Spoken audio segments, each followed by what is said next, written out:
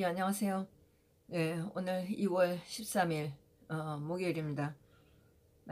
오늘 재판이 중앙법원에서도 많았고, 오늘 대법원에서 화이트리스트 대법원 선고가 있는 거는 알았지만, 중앙법원에서 있는 재판들하고 겹치기 때문에 제가 갈 수는 없었어요.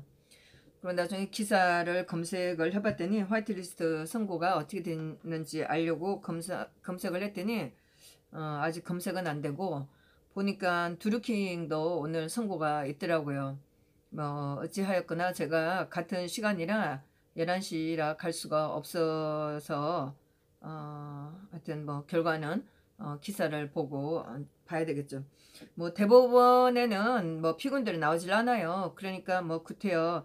그리고 대법원의 판결들은 거의 항소심에서 했던 거 제가 잘 모르긴 하지만 제가 몇 번 가보니까 전부 다 뭐 상고를 기각한다 이거예요. 예, 그리고 뭐 몇 군데 뭐 대통령 관련 사건 같은 경우에는 파기환송을 했고 거의 다 뭐 기각한다 뭐 그거예요. 그래서 꼭 그 뭐 가보진 않아도 되고 그리고 뭐 사건 번호 읽어대고 뭐 그 피고인들 불러대고 그리고 뭐 굉장히 짧은 멘트를 하면서 기각한다 이러니까 뭐 순식간에 끝나죠. 하여튼 그랬고 10시에 신광열, 조희연, 성창호 이 세 판사의 재판 선고가 있었는데 지금까지 그 사법농단이라고 해서 받은 판사들 중에 두 번째 케이스예요. 당연히 저는 무죄가 날 거라고 예상은 했어요. 사실 말이 안 되는 기소거든요. 더구나 성창호 같은 경우에는 김경수한테 인연을 때렸기 때문에 기소가 됐다고. 그리고 이 뭐 그 정은호 사건 그 하여튼 당시에 정은호가 뭐 돌아다니면서 동남아 다니면서 한 100억대의 노름을 해서 이게 큰 이슈가 됐었어요. 그리고 변호사한테 뭐 50억인가 이렇게 변호비를 주면서 그게 뭐 석방이 제대로 안 돼가면서 사건이 굉장히 복잡했고 거기에 관련된 사람이 엄청 많아요. 50억을 받아서 변호사 혼자 꿀꺽할 수는 없잖아요. 그래서 뭐 그 현직, 전직 해갖고 여러 사람이 기소가 되면서 조금 뭐 사회적으로 큰 파장이 됐었어요. 예. 그렇게 해서 그 당시에 그 정은호 사건 관련 그 내용을 신강열 부장한테 올렸고 그 신강열 부장이 임종원 씨한테 뭐 올렸냐 뭐 이거 가지고 하는 거라 내용 자체도 저는 제가 아무것도 모르는 제가 봐도 너무나 악의적인 거라고 성창호 케이스는 그렇다 생각하고 조희연 부장도 마찬가지로 뭐 억울한데 제가 굉장히 이 조희연 판사에 대해서도 굉장히 제가 여러 가지로 아주 나쁜 거를 기억하고 있어요. 물론 뭐 손상대나 정광용이 선고를 2년 때린 거는 제가 별로 신경 안 써도 되는데 여러 가지 이 사람이 영장 판사도 하면서도 여러 가지로 뭐 물론 뭐 제대로 한 것도 있지만 많은 우파들에 대해서 굉장히 악의적으로 한 거예요. 사람은 그렇게 나쁜 건 아니에요. 그리고 뭐 여러 우파들에 대한 재판에서 악의적으로 때리진 않았는데 제가 기억하는 거는 허니마을 개발권 여기 사기꾼들이 사기친 거를 거기 그 사기꾼 중에 하나가 데이비드 윤이라고 독일 교포예요. 뭐 이 사람이 신문에 의하면 기사에면 최선 씨가 독일에 갔을 때 통역도 하고 이랬다고 하는데 이 사람이 한국에서 이 사람이 한국 사람하고 돌아다니면서 사기친 건 있는데 거기에 그 사람이 최선 씨 이름을 얘기를 했다고. 그러면서 허니마을 그 개발권 딴다는 것에 최선 씨하고 연관시켰고 대통령도 연관시켰다는 거예요. 최선 씨 결심 하루를 앞두고 그렇죠. 12월 13일 날 2017년 12월 13일 날 김영철가 추가 기소를 한다고 했고 그래서 제가 그 재판에 들어가봤고 그래서 허니마을 개발권에 관련된 그 공판이 있을 경우에는 요 검사들 대통령 관련 재판에 돌아다녔던 검사들이 들어왔었어요. 그래서 제가 정말 잊혀지지도 않는 그 검사들이 야 너들 그 3억 받아가지고 최준 씨하고 대통령 최준 씨라고 그랬죠. 법정에서 최준 씨라고 대통령하고 나눠 가지려고 그랬지. 그랬을 때 제가 정말 치를 떨었어요. 대통령을 물론 그 사기꾼들이 여러 명이 있으니까 재판에 나온 거는 뭐 2명 3명이었지만 그것뿐이었겠어요? 여러 가지로 나눠주고 하면 대통령과 최순 씨를 1,000만 원, 2,000만 원짜리 나눠 갖는 잡범으로 취급을 했다는 거예요. 검사들이 그런 데다가 조희연이가 1심 판결문에 최순실과 대통령과 공모한 국정농단에 이런 문구를 넣었다는 거예요. 제가 그 선고 듣고 나오면서 정말 소리를 마구마구 질러댔었어요.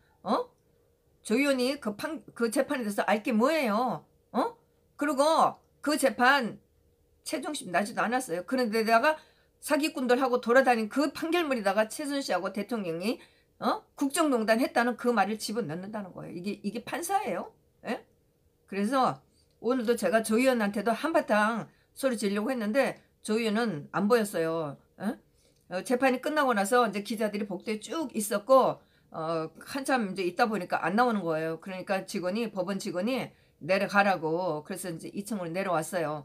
2층으로 내려오고 나서 한참 있다가 이제 변호사들이랑 판사들이 내려왔는데 신광열 부장판사가 제일 먼저 나오는 건 제가 봤는데 조희연 판사가 보이질 않았었어요. 뭐 그래도 어쨌든 조희연 판사를 기자들이 둘러싸고 당연히 뭐 김경수 판결한 것 때문에 그러겠죠. 뭐 사법농단 가지고 뭐 자기네가 무죄 받았다고 해서 이거를 뭐 기자들이 물어보고 막 할 게 뭐가 있어요?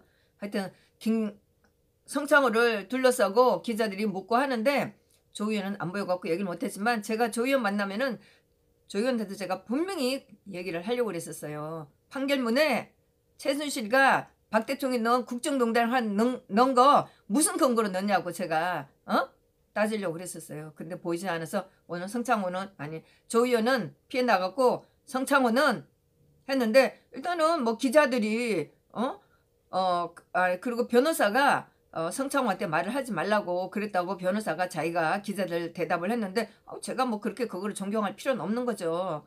그래서 기자들이 말하고 있는데 기자들이 묻고 변호사가 말하고 있는데 제가 중간에 성창호한테 퍼부어댔죠. 정말 제 속에 있는 건 말하고 싶은 걸 전부 다 퍼부어주지 못해서 억울할 뿐이에요. 어쨌든 대통령을 그따위로 만든 인간들은 전부 다 제 저주를 받을 거예요. 하여튼 제가 오늘 아침에도 사실 뭐 여러 가지로 뭐 당 문제 대통령 이름 팔고 다니는 그런 여러 사람들 그거를 믿고 제가 어제도 사실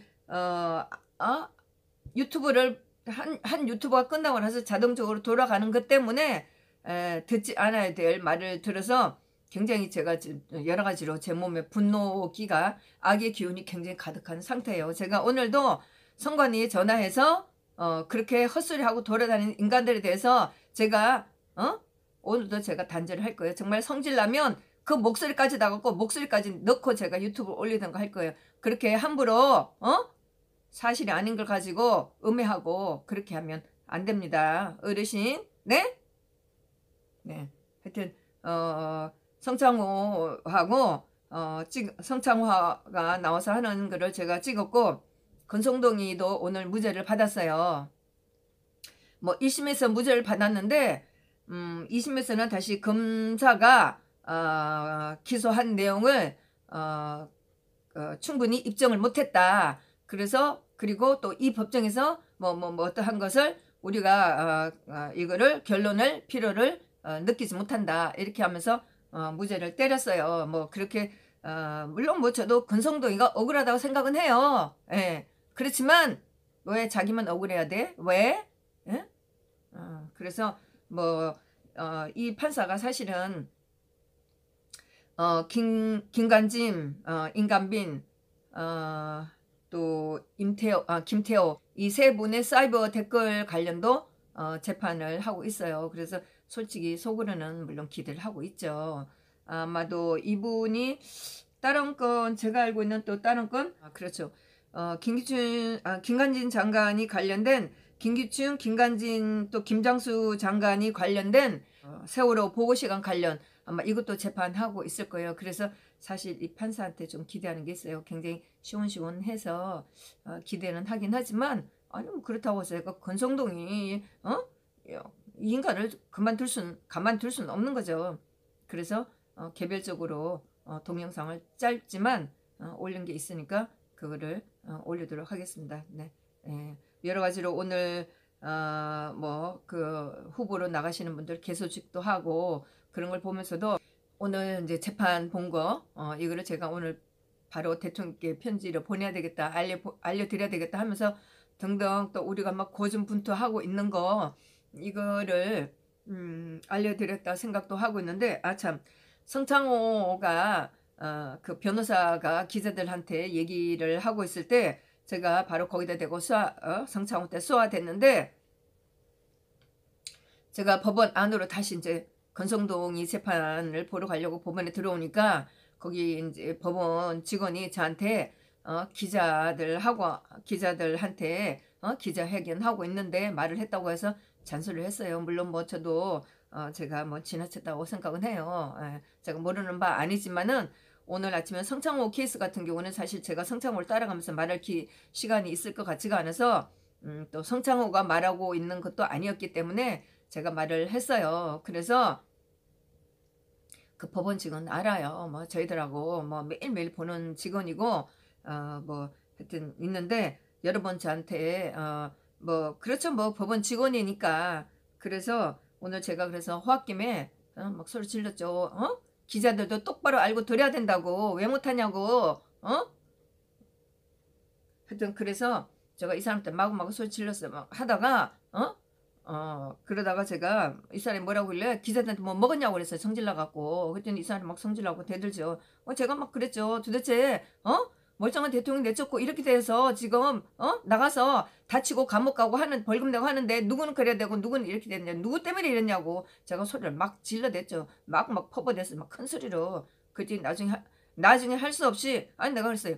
그거 소리 지르고 하는 거 법이 못하는 법 있냐고 마구마구 따졌죠. 그랬더니 나중에는 할 수 없으니까 뭐 그런 거죠. 뭐 말하기 싫으니까 대성 싸움하기 싫다 이거죠. 그러니까 해해해 이렇게 하고 갔는데 진짜 그 순간에 진짜 우리는 뭐냐 싶은 생각이 드는 거예요. 에? 전부 다 사람들이 미쳐갖고 나가서 저렇게 울고불고 다치고 벌금 내고 하는데